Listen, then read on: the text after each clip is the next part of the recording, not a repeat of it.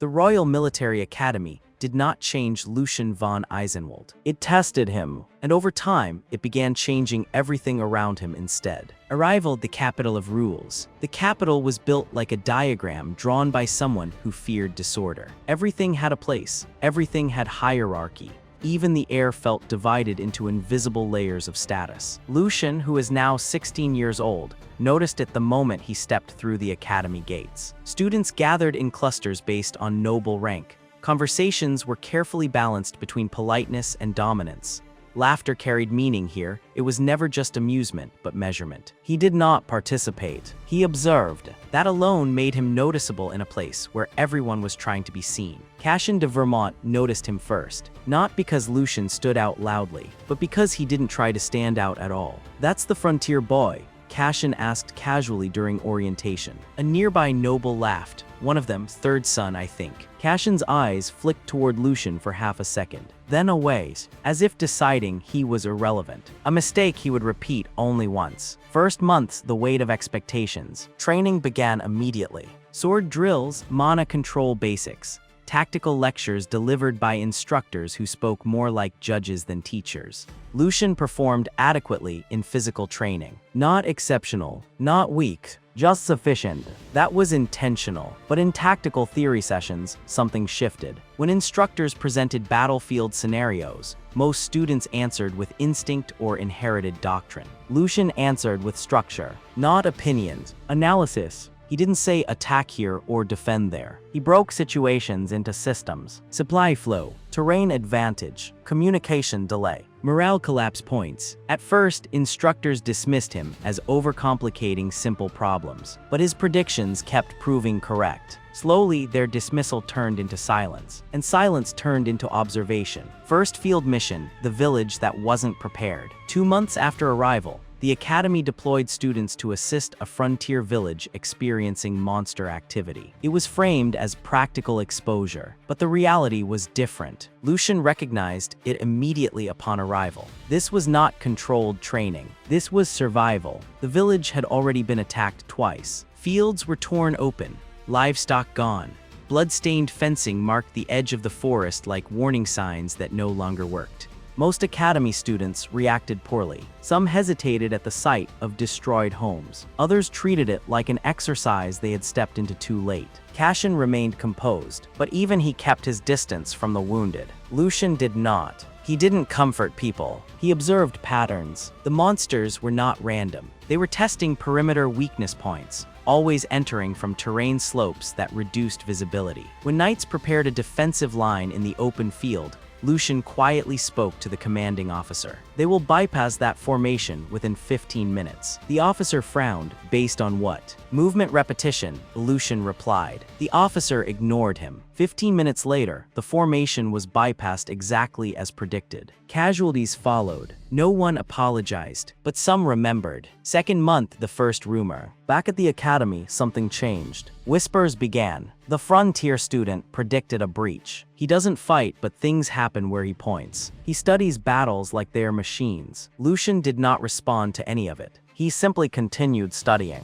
But now people watched him more often. Not openly, carefully. Cassian, however, began paying attention directly. Not out of admiration, out of irritation. Because Lucian never competed in the way nobles were supposed to compete. And yet, he kept producing results. Mid-year expedition, the forest break incident. By mid-year, academy missions became more dangerous. A larger monster outbreak occurred near a trade corridor connecting two villages. Students were assigned support roles under knight supervision. The battlefield was unstable from the start. Magic interference disrupted long-range communication. Terrain was uneven. Visibility reduced by forest density. Most students relied on brute coordination. Lucian did not. He mapped instead. He observed movement flow between knight units and monster clusters. Then he noticed something critical. The monsters were not simply attacking. They were herding, forcing defenders into narrowing paths. Lucian approached the knight commander. "They are compressing your formation into kill corridors." The knight barely looked at him. "We're aware." "No," Lucian said calmly. You are reacting, not anticipating. That statement earned him a cold stare. But within hours, the battlefield collapsed exactly as he described. The aftermath was worse than expected, but fewer soldiers died than projected. And this time, someone wrote his observation down. End of year, reputation without permission. By the final months, Lucian had become something unofficial. Not a leader, not a prodigy, a variable. Instructors referenced his unusual analysis style. Students avoided being assigned to his groups unless necessary. Cashin no longer ignored him. He studied him, quietly, like one studies an equation that refuses to simplify. At night, Lucian remained unchanged. He did not seek recognition. He refined systems. He refined thinking. He refined control, because something deeper had become clear to him over the year. The world did not reward strength. It rewarded structure that survived pressure. And pressure was coming. The order arrived without warning. No ceremony, no celebration. Just a single sealed directive pinned to the Academy board that shifted everything at once. Frontier Region Monster Suppression Exercise. Joint deployment with the Night Order. The moment students read it, the atmosphere changed. Because this was no longer an exam inside stone walls. It was deployment into a real frontier disaster zone. 3 days later, the Academy convoy crossed into the outer territories where civilization began to thin. Roads turned uneven. Fields gave way to dense forest lines. The air itself felt heavier, as if the land had learned to hold its breath. The village they arrived at was small, isolated, and already damaged. Broken fencing surrounded parts of the settlement. Animal remains lay scattered near the forest edge. The soil near the boundary was disturbed in unnatural patterns, as if something had been moving beneath the normal rhythm of nature. A knight commander looked at the forest and spoke quietly. These are not normal monster movements. That single sentence changed the tone of everyone present, because it meant the problem was no longer just survival. It meant something was organizing the attacks. The students were divided into operational groups under knight supervision. Assault units were placed at the front lines. Their job was direct engagement. Support units stayed behind for healing and mana reinforcement. Observation units monitored battlefield performance and reported to Academy instructors. Renji Arakawa was assigned to a support and logistics role, positioned slightly behind the frontline squads. Most students did not think much of it. It was an unremarkable assignment for someone from a frontier baron house. But Lucian did not look like someone placed incorrectly anymore. Over the past year, that assumption had begun to disappear. Because whenever something around him failed to behave normally, people started paying attention. The first monster wave came at dusk. It was not large, not overwhelming. A probing attack meant to test defenses. Dozens of low-tier creatures emerged from the forest edge and rushed toward the village perimeter. The knights responded immediately. Too immediately. They moved fast, cut into formation, and engaged before full coordination settled. It worked at first. The monsters were killed quickly, scattered across the outer line. But Lucian watched silently from the rear. Something about the response felt wrong. Not the victory itself, the structure behind it. The knights had reacted as isolated squads rather than a unified system. Their spacing shifted under pressure. Reinforcement timing was inconsistent. Some units pushed forward while others held back without synchronization. It worked this time only because the enemy was weak. But Lucian knew something simple. Weak enemies were never the real test. The second wave would be. While the knights regrouped, Lucian moved away from the formation. A nearby officer noticed him and frowned. "You are not assigned to combat," the officer said. Lucian replied calmly without stopping. "I am not fighting." He stepped past the boundary line and continued toward the forest edge. The officer hesitated but did not stop him. There was no time for unnecessary disputes in a zone where the next attack could begin at any moment. Lucian walked until the noise of the village faded behind him and only the forest remained ahead. Then he knelt and began placing small iron rods into the ground at specific points along the outer approach paths. They looked simple, hollow metal pieces with faint mineral dust embedded inside. Nothing about them suggested importance. But Lucian placed them carefully, spaced with precision that did not match improvisation. When he finished, he stood still for a moment and looked into the forest. "They will not move the same way twice," he said quietly to himself. Night arrived faster than expected. The second wave came with it. This time, there was no randomness. The monsters emerged in layers, not as scattered beasts but as coordinated groups. Some advanced directly toward the village. Others moved along the forest edge, probing weak points. Faster units broke off and attempted to flank the defensive line. The knights noticed immediately. This was not instinct anymore. It was structure. The commander's expression tightened. This is a guided assault pattern. A few younger soldiers hesitated.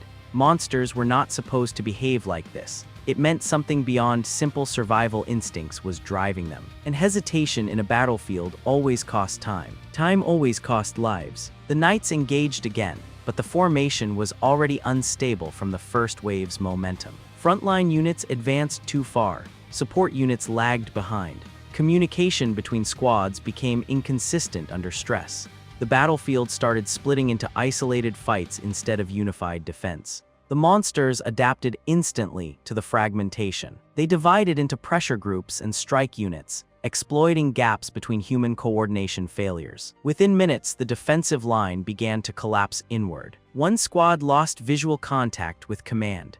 Another retreated too late and was overwhelmed. The coordination that should have held the village line together was dissolving in real time. The knight commander realized it too late. We're losing formation control, but there was no clean way to fix it. Because the problem was not strength, it was synchronization. At the edge of the battlefield, Lucian placed the final rod into the soil. He exhaled once and spoke softly. Activate flow alignment. Nothing visible happened. No explosion, no light, no dramatic signal. But the forest reacted anyway. Not loudly, subtly. The movement of monsters began to shift. Groups that were advancing together started separating slightly in timing. Dense clusters began to lose perfect synchronization.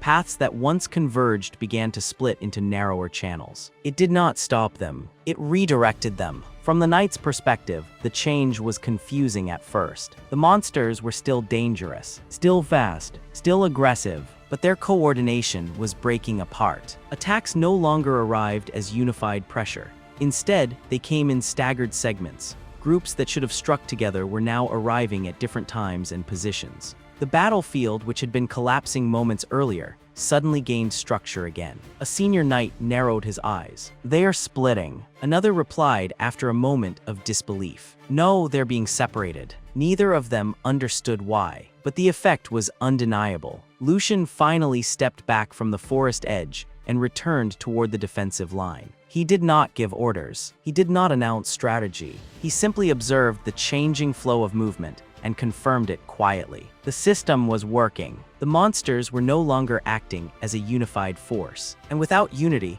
even large numbers became manageable. The knights adapted quickly once the pattern became clear. They stopped reacting blindly and began moving into the newly formed gaps. Attacks became cleaner. Defensive rotations stabilized. The battlefield shifted from chaos into controlled engagement. The second wave ended not in disaster, but in containment. And when silence finally returned to the frontier, it felt unfamiliar. Not because the battle was easy, but because something about it had not followed any known pattern. From the observation point overlooking the battlefield, academy instructors remained silent for a long time. Then one finally spoke. That student didn't participate in combat. Another corrected him quietly. He controlled how the combat unfolded. A pause followed. Then the senior instructor added in a lower voice, "And that is not something we have a classification for." That night, reports were sealed and sent back to the academy. One line appeared repeatedly across multiple documents. Frontier suppression operation succeeded due to anomalous battlefield behavior intervention